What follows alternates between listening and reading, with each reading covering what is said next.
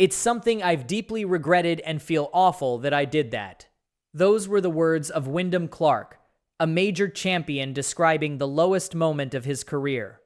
A moment that got him thrown off the grounds of one of golf's most historic clubs, with 3 strict conditions standing between him and reinstatement. To understand how a man who lifted the United States Open trophy ended up banned from a United States Open venue, you have to go back to where it all began, on a high so steep that the fall from it could only be brutal. In 2023, Wyndham Clark did not arrive at the United States Open as anyone's pick. Rory McIlroy was the story that week at Los Angeles Country Club. The crowd was built around Rory McIlroy. The narrative was written for Rory McIlroy. Wyndham Clark had different ideas. He went wire to wire and finished one shot clear at the close. For a player who had spent years grinding without a single moment anyone would remember, that win did not just change his ranking. It changed who he was. He did not just win a title. He won an identity. The rewards came fast. Wyndham Clark rose to world number 3. He earned a Ryder Cup selection. His name entered conversations reserved for the elite of the sport. But an identity built on a single win is fragile, and when that identity began cracking, something underneath it started breaking too. The slide was steep and public. His ranking dropped from 3 to 28. His Ryder Cup place disappeared. The results dried up, leaving him with only one top 10 finish on the PGA Tour across the entire 2025 season. He fell to number 78 in the FedEx Cup, putting him in real danger of missing the postseason entirely. The question around his name had shifted from how good he could be to what had happened to him. The frustration did not stay quiet for long. Weeks before Oakmont, at the PGA Championship at Quail Hollow, Wyndham Clark launched his driver after a bad tee shot. The club struck a sign that featured one of his most prominent sponsors. A flag attendant was standing only feet away. Officials noticed. The golf world noticed. Wyndham Clark later issued a statement that did not hide from it. "As professionals, we are expected to remain professional even when frustrated, and I unfortunately let my emotions get the best of me," he said. "My actions were uncalled for and completely inappropriate, making it clear that I have things I need to work on." Then everyone moved on. Nobody realized it was a warning.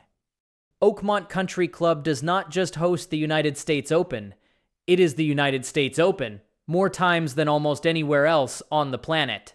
The storied club, located about 15 miles outside Pittsburgh, has held the championship 9 times, the most of any United States Open site. Arriving there as the defending champion should have been a homecoming for Wyndham Clark. Instead, his campaign fell apart before the weekend even arrived. He made a bogey on the final hole of the second round to miss the cut by a single stroke. His week was finished. And in his frustration, Wyndham Clark kicked in 2 lockers inside the Oakmont locker room. Lockers that were more than a century old, dating back 121 years. Media were not allowed in the locker room, but a photo of the damage was leaked and went viral within hours. Members were asking questions. Staff had witnessed it. The club's leadership understood immediately that a formal response was required. Within days, Oakmont's president, John Lynch, sent a letter to every single member of the club. The letter was direct, with no diplomatic softening. "Several of you have inquired about the situation involving Wyndham Clark and the steps being taken in response to his recent behavior," John Lynch wrote. Following multiple discussions with the USGA and the OCC board, a decision has been made that Mr. Clark will no longer be permitted on OCC property. Let that land for a moment. Not suspended. Not warned. Banned. The defending United States Open champion banned from a United States Open venue. And the USGA, the same organization that had handed Wyndham Clark the trophy he already had at home, was part of the discussions that kept him off the premises. But the ban itself was not even the most revealing part. Getting back in required Wyndham Clark to meet 3 specific conditions, and the club spelled them out plainly. Reinstatement would be contingent upon Mr. Clark fulfilling a number of specific conditions, including full repayment for damages, a meaningful contribution to a charity of the board's choosing, and the successful completion of counseling and/or anger management sessions. The first was full payment for all the damage. The second was a meaningful financial contribution to a charity chosen by the Oakmont board.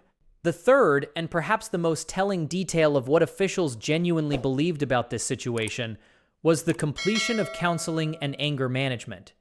These were not suggestions, they were requirements. Wyndham Clark responded publicly the following week at the Travelers' Championship. "I made a mistake that I deeply regret. I'm very sorry for what happened," he said. "But I'd also like to move on. Not only for myself, but for Oakmont, for the USGA, and kind of focus on the rest of this year and things that come up." He called it a mistake made in a moment of rage, and described it as a wake-up call. For a player who had rarely shown that kind of honesty, it meant something. But the damage, both literal and reputational, was already done. Not everyone agreed that the punishment fit the act. The third condition in particular drew pushback.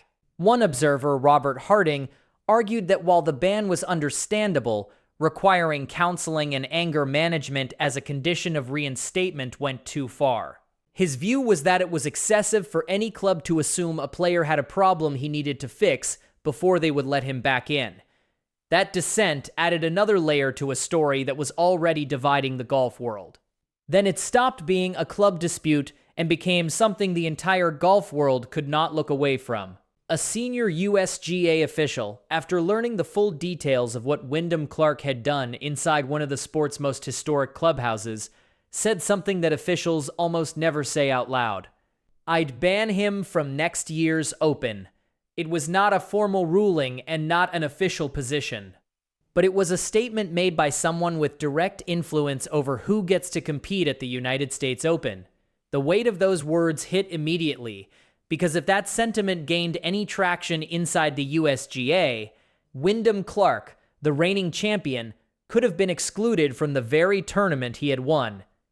That had never happened before. Not like this. And here is the detail almost nobody connected, the one that makes this whole story land differently once you see it. Wyndham Clark received a 10-year exemption for winning the United States Open in 2023. That exemption ends in 2033. The exact year Oakmont is next scheduled to host the United States Open. If the ban remains in place, if the board never formally lifts it, Wyndham Clark could be barred from competing there entirely. Locked out of the precise venue where his title should have been celebrated, most people reading the headlines completely missed that part. But over the months that followed, Wyndham Clark quietly did the work. The clearest account came from Bob Ford, Oakmont's pro emeritus, who also serves as the United States Open first tee starter. "You may have heard a lot of stories. I will give you the facts," Bob Ford said. "Wyndham has done everything that was asked of him by both the USGA and Oakmont together.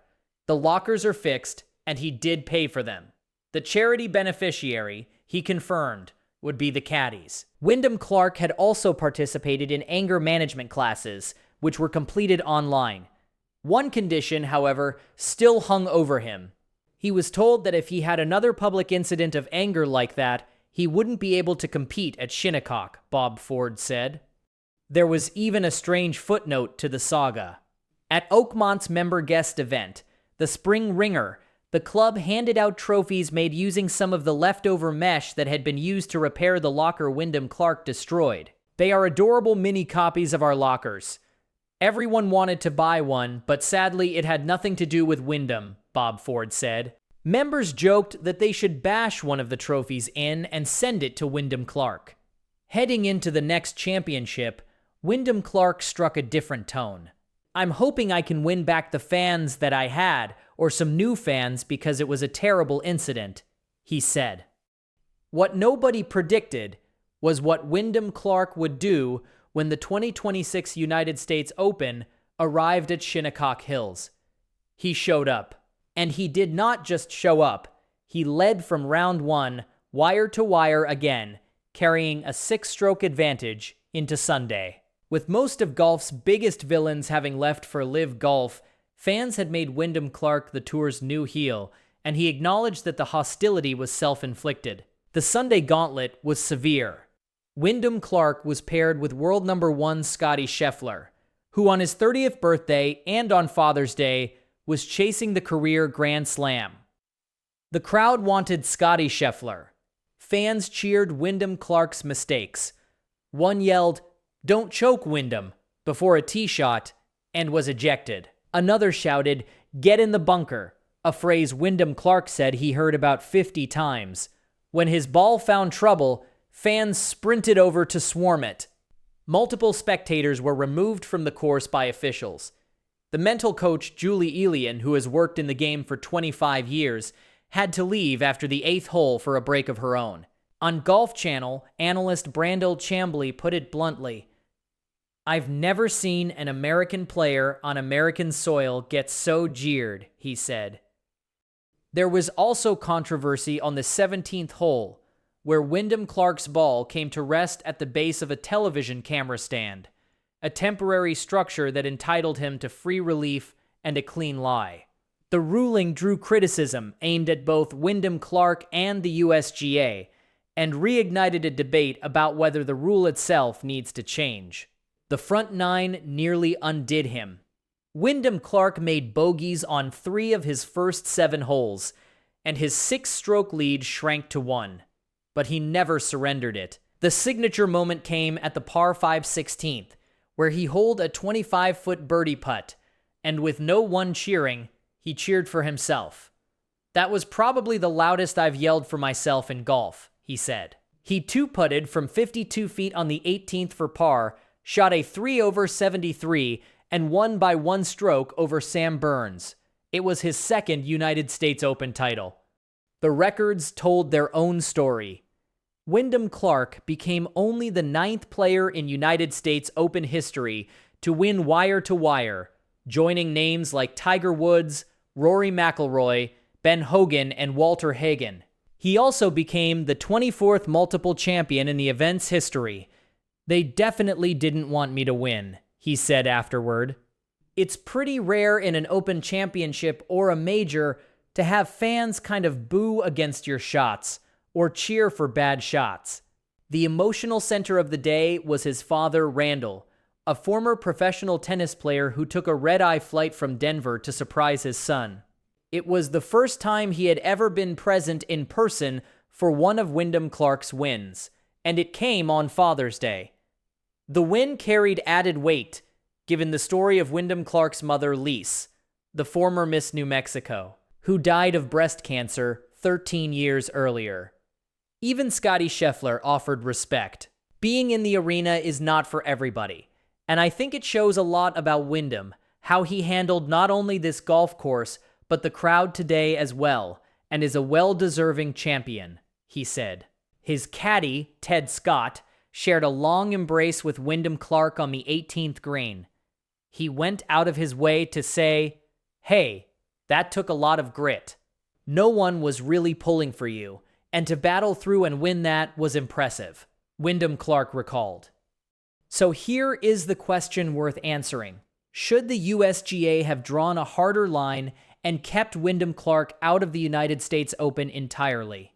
Or did letting him compete and watching him win prove that the sport made exactly the right call? And there is a second debate still simmering, the 2024 incident at Bay Hill, where Wyndham Clark's club appeared to touch his ball in the rough, prompting Brandel Chambly to ask on air what a tour player has to do to get a penalty. That one, for many, lingers even longer than the locker.